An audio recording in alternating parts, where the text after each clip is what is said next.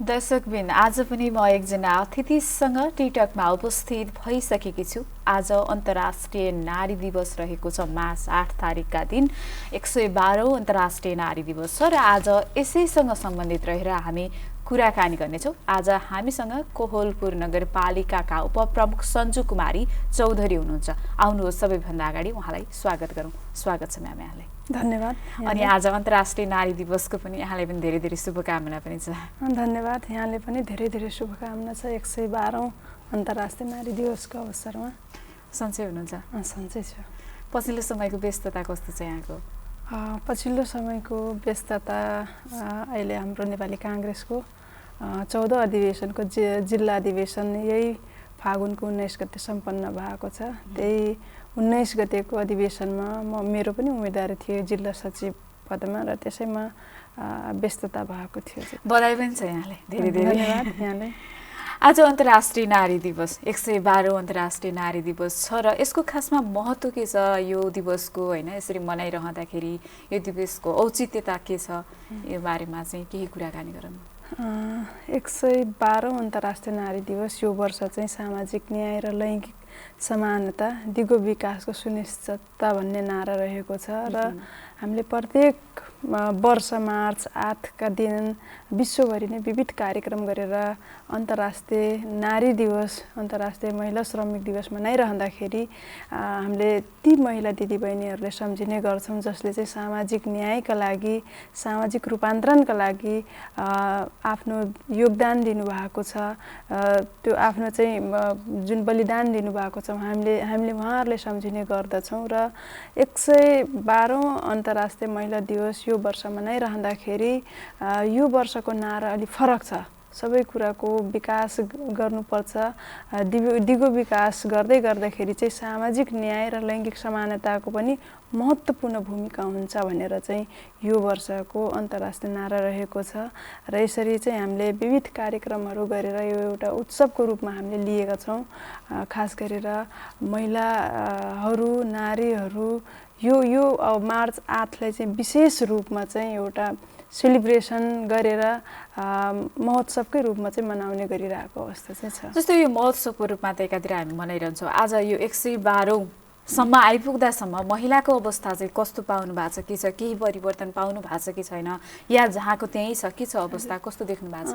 निश्चय नै तुलनात्मक रूपले चाहिँ 112औं हामीले मार्च 8को दिनमा अन्तर्राष्ट्रिय नारी दिवस मनाइरहँदाखेरि परिवर्तन चाहिँ धेरै भएको छ।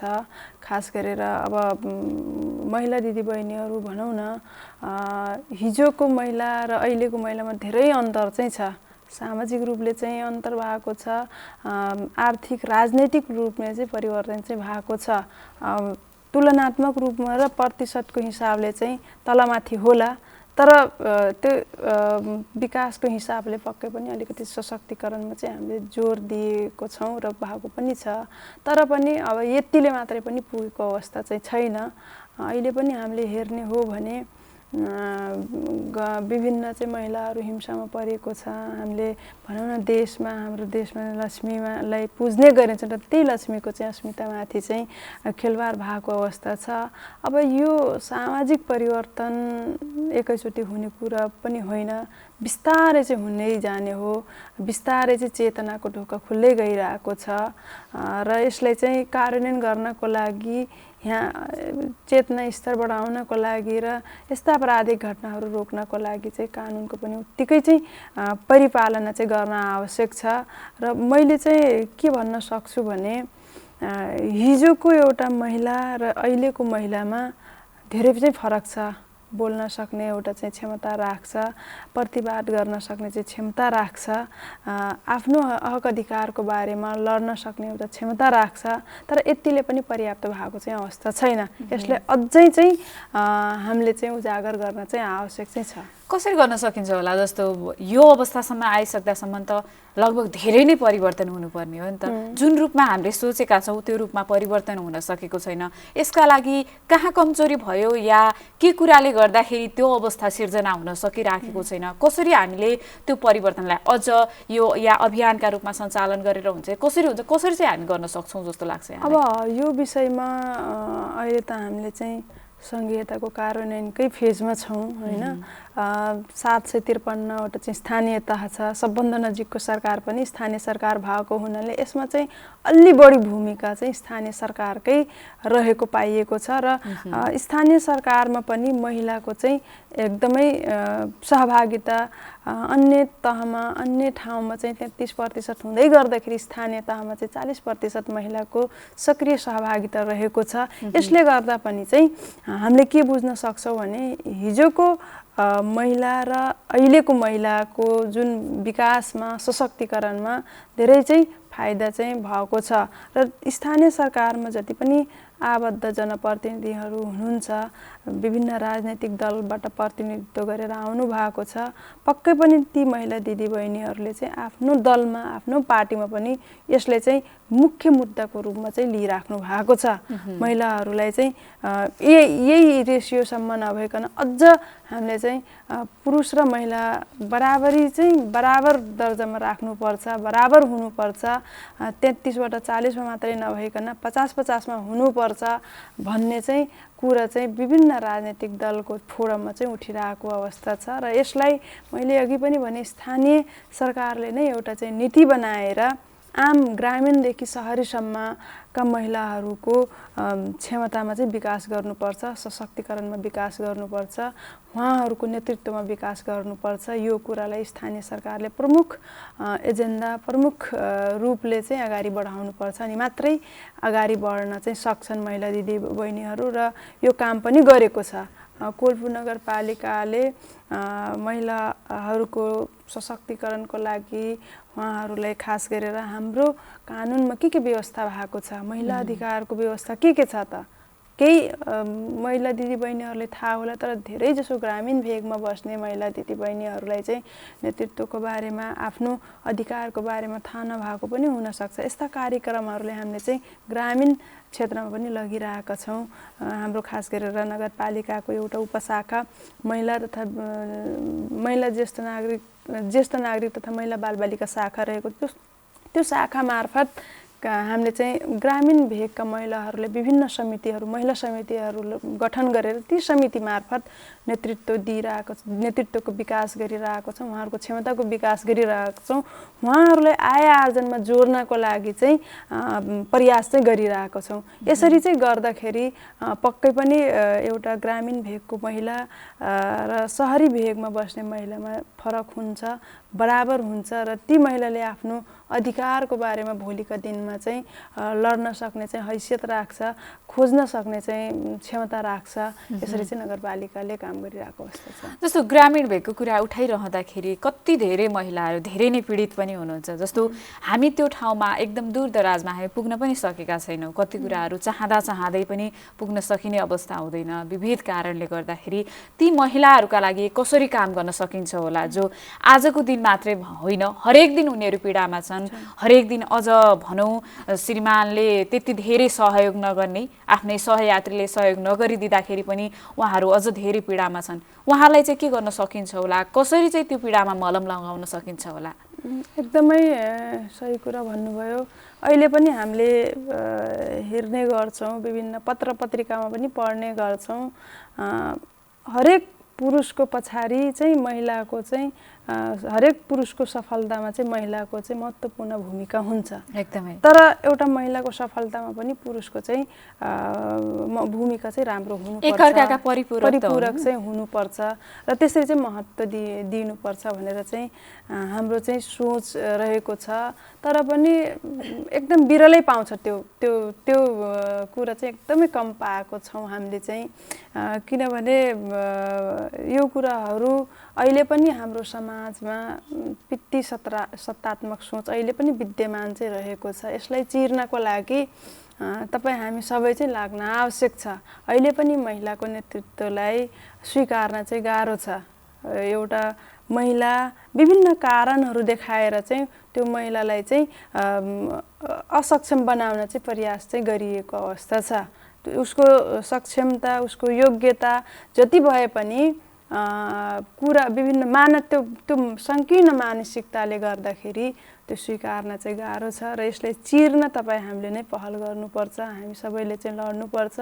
अहिले नहोला 2 वर्षपछि होला 5 वर्षपछि होला, तर यो सम्भव चाहिँ छ। हामीले पाएनौँ भने पनि हाम्रा सन्ततिहरूले पनि त्यो अवस्था पायो भने त पक्कै पनि एकदमै राम्रो त छ नि त। त्यो चाहिँ चिर्न चाहिँ आवश्यक छ। र मैले अघि पनि भने अब यी कुराहरू रहँदै गर्दाखेरि हाम्रो सोचमा चाहिँ परिवर्तन गर्न आवश्यक छ। त्यो सोच परिवर्तन गर्नको लागि आफ्नो घरबाट चाहिँ सुरुवात गर्नुपर्छ। घरबाट सुरुवात गऱ्यो भने समाजमा जान्छ, समाजले स्वीकार्छ, देश जान्छ, अन्तर्राष्ट्रिय रूपमा जान्छ। यसरी चाहिँ सोच परिवर्तन हुँदै गयो भने महिला र पुरुषको भिन्नतामा खासै फरक नहोला। जस्तो हामी काम त गरिराखेका छौँ, कतिपय ठाउँमा समान अवसर दिनुपर्छ, समान गर्नुपर्छ भनेर भनिराखेका छौँ। जो महिला अधिकार कर्मीहरू हुनुहुन्छ या पुरुषहरूले पनि आवाजहरू उठाइराखेका छन्। जस्तो त्यही आवाजहरू उठाउने घरमा पनि अझ धेरै पीडामा छन् भनेर पनि त्यो सुन्नमा आउँछ। पत्र पत्रिकाहरूमा पढिराखेका हुन्छौँ, सञ्चार माध्यममा पढिराखेका हुन्छौँ। त्यो सँगसँगै अझ काम त गर्छौँ, सेम काम हुन्छ, तर त्यसमा ज्यालामा मानौँ त्यो हामीले पाउने पारिश्रमिकमा पनि विभेद हुन्छ। यसलाई चाहिँ कसरी गर्न सकिन्छ होला? आखिर काम त सेम गरेको हुन्छ नि त।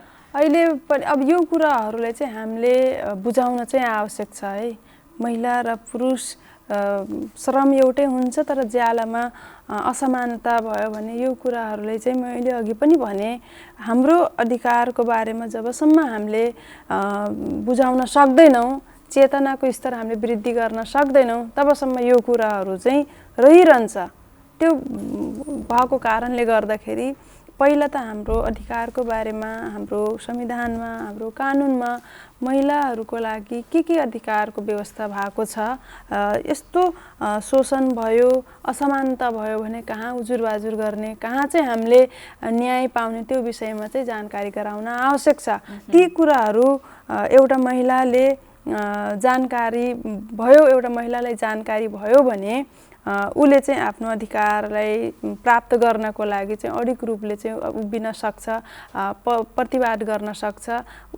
तर उसलाई चाहिँ थाहै छैन भने तपाईँले भने जस्तै श्रम एउटै हुन्छ, काम एउटै हुन्छ, तर ज्यालामा चाहिँ असमानता हुन्छ। उसले थाहा नभएको कारणले गर्दा हो।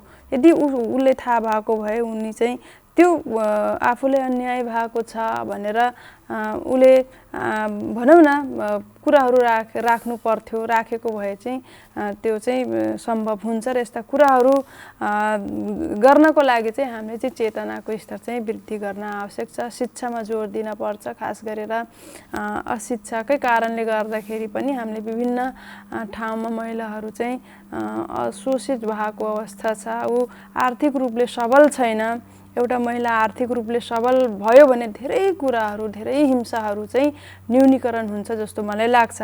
आर्थिक रूपले चाहिँ पूर्ण रूपले चाहिँ आत्मनिर्भर, आफ्नो श्रीमानमा, आफ्नो भनौँ न घरमा अर्कै व्यक्तिमा चाहिँ निर्भरताको कारणले गर्दाखेरि उसले चाहिँ उठ भने उठ, बस भने बस, जे पनि गर्न, जे पनि शोषण सहन चाहिँ तयार हुन्छ। त्यसैले हरेक रूपमा शैक्षिक हिसाबले, आर्थिक हिसाबले, हरेक हिसाबले एउटा महिला चाहिँ सबल भयो भने आफ्नो अधिकारदेखि लिएर हरेक कुराहरू चाहिँ डट्न चाहिँ ऊ चाहिँ सक्षम हुन्छ, तयार हुन्छ।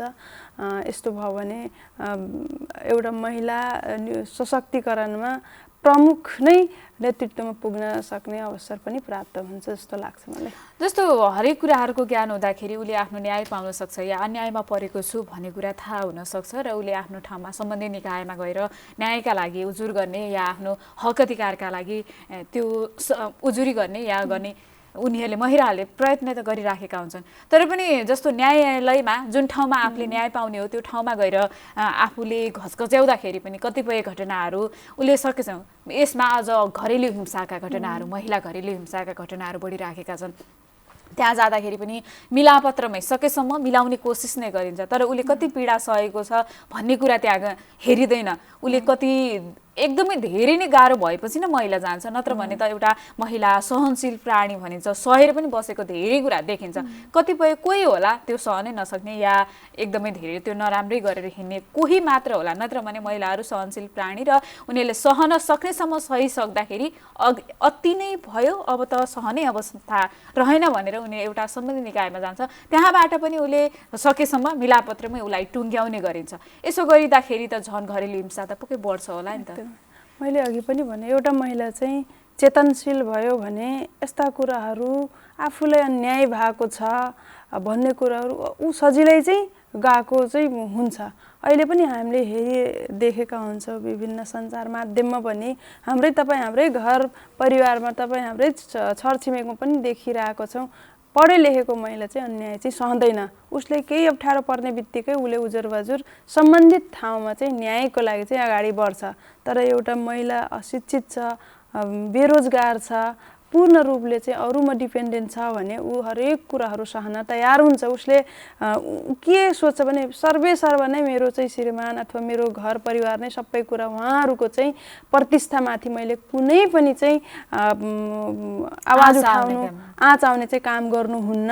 म जति पीडा सहे पनि जति महिला हिंसा सहे पनि म सहन तयार छु। तर उहाँहरूको प्रतिष्ठाको बारेमा चाहिँ एउटा महिलाले सोच्छ। तर एउटा शिक्षित महिला उसले चाहिँ किनभने उसले सबै कुरा थाहा हुन्छ होइन, यो त मलाई शोषण भइरहेको छ, अन्याय भइरहेको छ, मैले चाहिँ यो अन्याय सहनुहुन्न भनेर उसले जानकारी भयो भने उसले त्यो कुराको प्रतिवाद गर्छ। थाहा नभएको महिलाले चाहिँ प्रतिष्ठाको बारेमा सोच्छ, उसको चाहिँ भनौँ न सामाजिक कुराहरू चाहिँ सोच्ने गर्दछ। त्यसैले मैले के भन्छु भने एउटा महिलाले लैङ्गिक हिंसा अथवा महिला हिंसाबाट बच्नको लागि ऊ चाहिँ शिक्षित हुन आवश्यक छ। अहिले पनि सोध्छौँ किन श्रीमान श्रीमती बीच के अरे डिभोर्स सम्बन्ध विच्छेदको पनि कुरा आइरहेको हुन्छ नि त, सुन्छौँ त। पढे लेखेको त्यो त उसले अन्याय भएको हुन्छ र पो उसले चाहिँ बस्न सक्दैन, आफ्नो हक अधिकारको बारेमा लड्न सक्छ। तर एउटा दूर दराजको महिलालाई हेरौँ कति उसले कुटाइ खाएको हुन्छ, साँझ बिहान मेन्टल टर्चर दिएको हुन्छ, दाइजोको नाममा अथवा बोक्सीको नाममा उसले चाहिँ मानसिक असर गर्ने खालका शब्दहरू सहेर पनि बसेका हुन्छ। तर उसले चाहिँ सबै कुराहरू अब जाउँ त कहाँ जाउँ भन्ने हुन्छ, कोसँग न्याय माग्नको लागि उसलाई केही थाहै नभएको हुन्छ। त्यसैले यस्ता कुराहरू चाहिँ महिला हिंसा चाहिँ घटिरहेको अवस्था छ। त्यसैले अब महिला हिंसालाई न्यूनीकरण गर्नको लागि, महिला हिंसाबाट बच्नको लागि, न्याय पाउनको लागि चाहिँ शिक्षा नै सबै कुरा हो जस्तो मलाई लाग्छ। शैक्षिक रूपले चाहिँ सबल हुनुपर्छ, आर्थिक रूपले सबल हुनुपर्छ एउटा महिलाले, त्यसरी चेतनाको स्तर बढ्नुपर्छ, सबै कुराहरूको जानकारी हुनुपर्छ अनि मात्रै चाहिँ समाजबाट चाहिँ एउटा महिलालाई चाहिँ न्याय प्राप्त हुन्छ।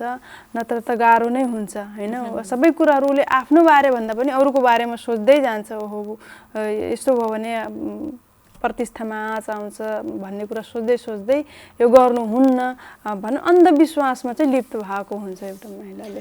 जस्तो तपाईँले नै गरेका प्रयासहरू कतिपय महिलाहरूको यहाँले पनि उद्धार गर्नुभएको होला, उहाँहरूलाई पनि सक्षम बनाउन कोसिस गर्नुभएको होला। कस्ता कस्ता महिलाहरूलाई चाहिँ बढी त्यस्तोमा प्रायोरिटी दिनुभएको छ, यहाँले गर्नुभएको छ उहाँहरूप्रति त्यो काम? जस्तो यहाँले अघि भन्नुभयो दूर दराजका महिलाहरू पिटाइ खाने पनि उनीहरू एकदम सहेर कहाँ जाने भने, जस्तो ती कहाँ जाने भन्ने महिलाहरूलाई चाहिँ कसरी चाहिँ उनीहरूलाई चाहिँ सक्षम बनाएर आफै गरी खान सकिन्छ, मैले यो कुनै कसैमाथि पनि डिपेन्ड हुनु पर्दैन भन्ने वातावरण चाहिँ यहाँले चाहिँ कतिको सिर्जना गर्नु? अब यो विषयमा चाहिँ मैले अघि पनि भने प्रमुख भूमिका त स्थानीय सरकारकै हुन्छ र खास गरेर अब त्यसमा पनि महिलाले नै यो कुराहरू बढी चाहिँ आफूसँग सम्बन्धित भएको हुनाले महिला भनौँ न अहिले त अब स्थानीय तहमा एउटा पुरुष एउटा महिला प्रमुख उपप्रमुखको रूपमा रहँदाखेरि चाहिँ उपप्रमुखले नै बढी यो कुरालाई यो इस्युलाई चाहिँ अगाडि बढाइरहेको अवस्था छ। र त्यसबाट छुटकारा पाउनको लागि नेतृत्वको विकास के अरे आत्मनिर्भर चाहिँ बनाउन आवश्यक छ, आय आर्जनसँग जोड्न चाहिँ आवश्यक छ र त्यो काम चाहिँ हामीले गरिरहेका छौँ। मैले अघि पनि भने विभिन्न वडामा खास गरेर ग्रामीण भेग वडा हुन्छ, ग्रामीण भेगका वडाहरू हुन्छ, ती वडामा हामीले चाहिँ महिला समितिहरू बनाइदिएका छौँ। हरेक तालिमहरू, हरेक आय आर्जनका सिपहरू ती समिति मार्फत चाहिँ हामीले चाहिँ अगाडि बढाइरहेको अवस्था छ। त्यसरी चाहिँ एउटा गृहस्थी भएको महिला चाहिँ आफूलाई चाहिँ आत्मनिर्भर बनाउनको लागि, जीविकोपार्जन गराउनको लागि, स्वरोजगार हुनको लागि चाहिँ हामीले त्यस्ता कुराहरूमा सहयोग पनि गरिरहेका छौँ। तालिम दिइरहेका छौँ, सिप दिइरहेका छौँ। सिपलाई मार्केटसम्म पुर्याउनको लागि यन्त्रीकरणहरूसँग पनि जोड दिइरहेका छौँ। त्यो काम चाहिँ गरिरहेको छौँ। एउटा महिला चाहिँ आर्थिक शैक्षिक रूपले सबल भयो भने त्यही घरबाट त्यही ठाउँबाट चाहिँ महिला हिंसाको चाहिँ अन्त हुन सक्छ जस्तो हामीलाई लाग्छ र त्यही काम गरिरहेको छौँ। यसरी चाहिँ मैले सिपहरू जस्तो उनीहरूलाई तालिमहरू दिनुपर्दाखेरि सिपमा अब उहाँहरूको नगरपालिकाले सिधै यो गर भनेर भन्दैन। हामीले महिलाहरूको लागि चाहिँ उहाँहरूको के हो त आवश्यकता, उहाँहरूको परीक्षण गर्छौँ, सर्वे गर्छौँ। अब कसैलाई चाहिँ सिलाइ कटाइ चाहिन्छ, कसैलाई अब ब्युटी पार्लरको तालिम चाहिन्छ, कसैलाई चुरा पोते बनाउने, अब घरमा पनि खानावाना पकाउनै पर्यो, बालबच्चालाई स्कुल पठाउनै पर्यो, जो रोजगार छैन होइन।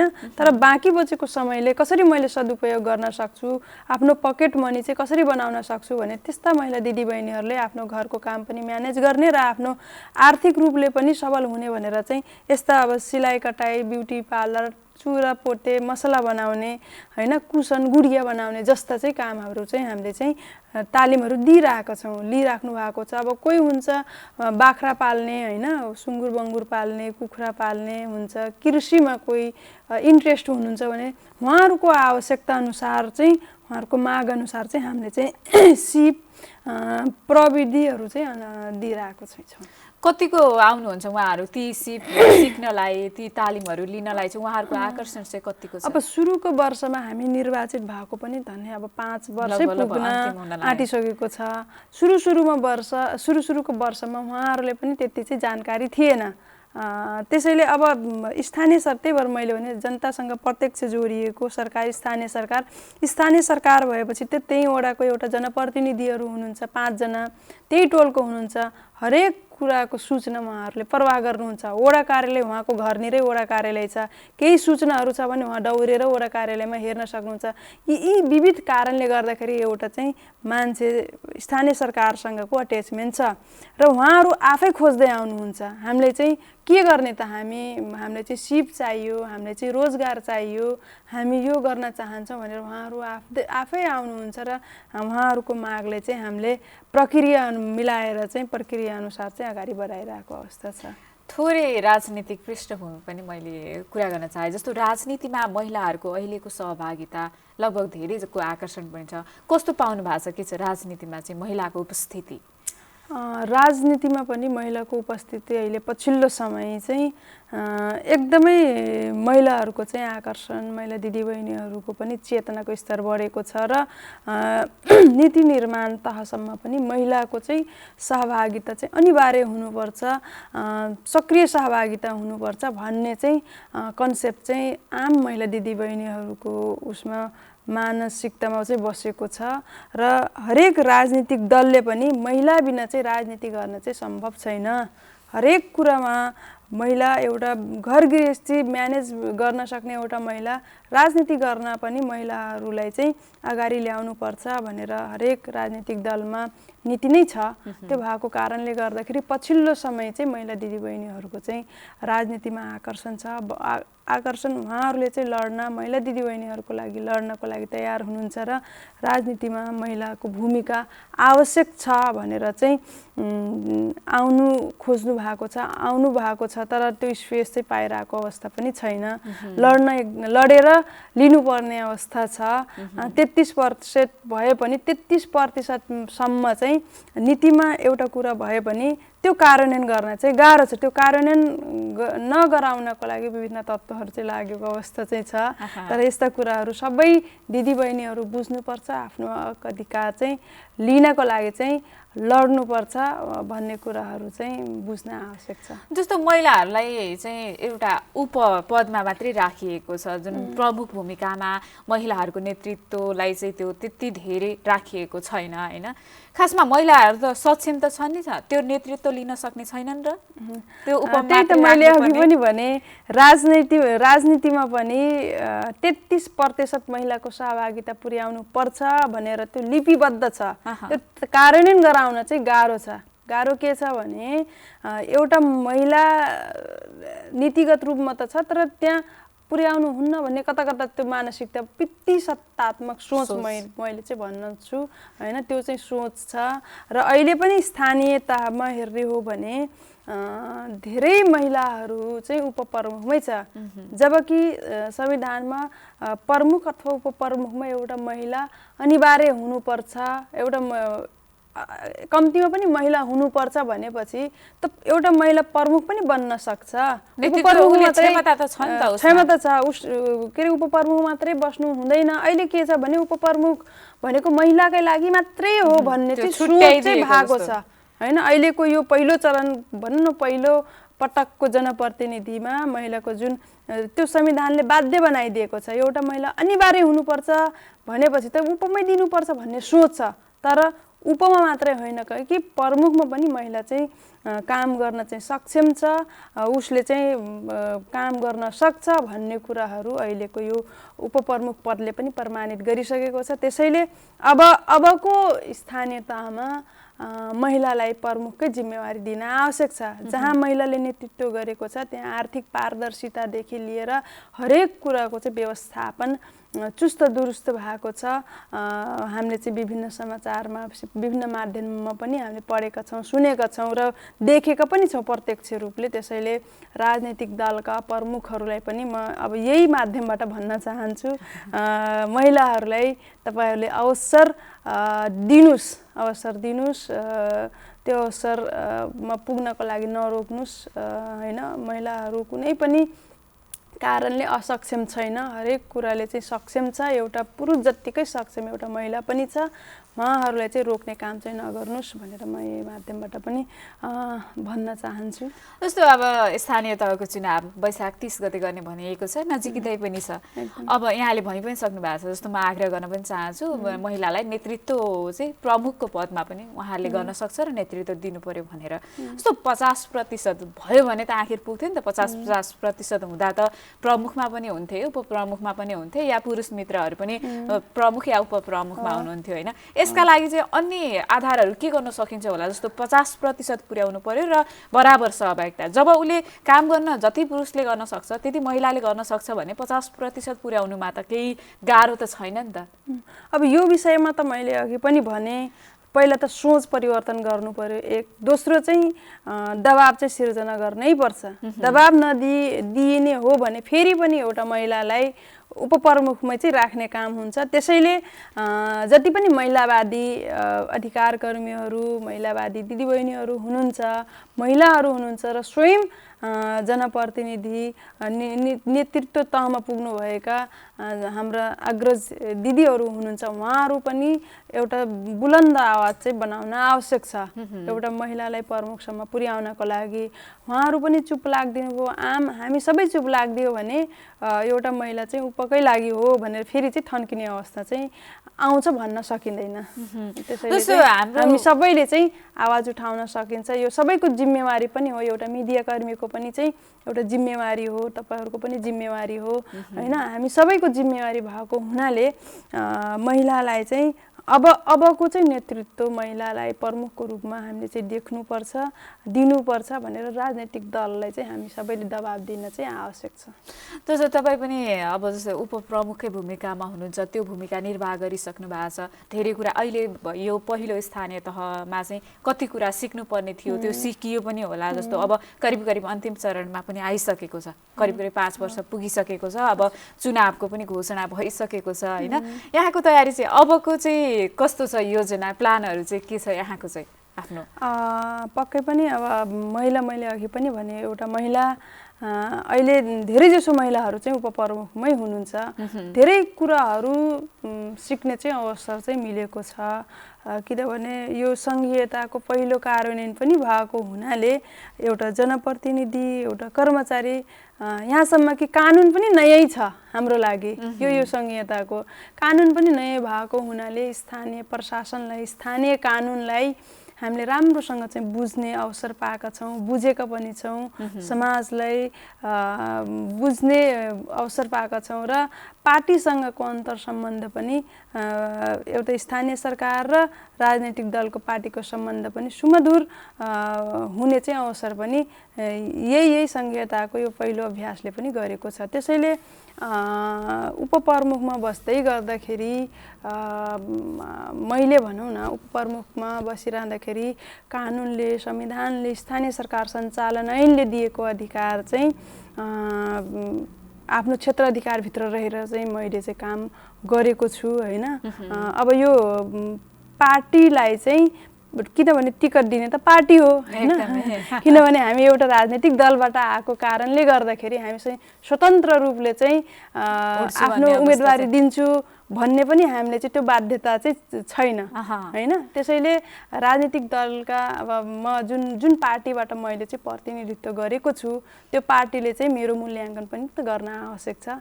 त्यसैले पार्टीलाई पनि मैले आग्रह गर्न सक्छु भोलिका दिनमा पार्टीले प्रमुखको जिम्मेवारी दिन सकेको खण्डमा पनि म चाहिँ एकदम राम्रोसँग चाहिँ त्यो नेतृत्व चाहिँ स्वीकार्न सक्छु र त्यो प्रमुखको रूपमा काम गर्न सक्ने पनि हैसियत राख्छु भन्ने कुराहरू मैले चाहिँ यही उसबाट पनि प्रवाह गर्न सक्छु चाहन्छु। हामी करिब कार्यक्रमको अन्तिमतिर पनि आइसकेका छौँ होइन। यत्रो धेरै यो 5 वर्ष कार्यकाल तपाईँले गर्नुभयो, लगभग 5 वर्ष पुग्यो यो गर्नुभयो, यो अनुभव पनि सँगाल्नुभयो, सिक्ने अवसर पनि पाएँ भन्नुभयो। यसलाई छोटकरीमा सेयर गर्नुपर्दाखेरि कसरी सेयर गर्नुहुन्छ?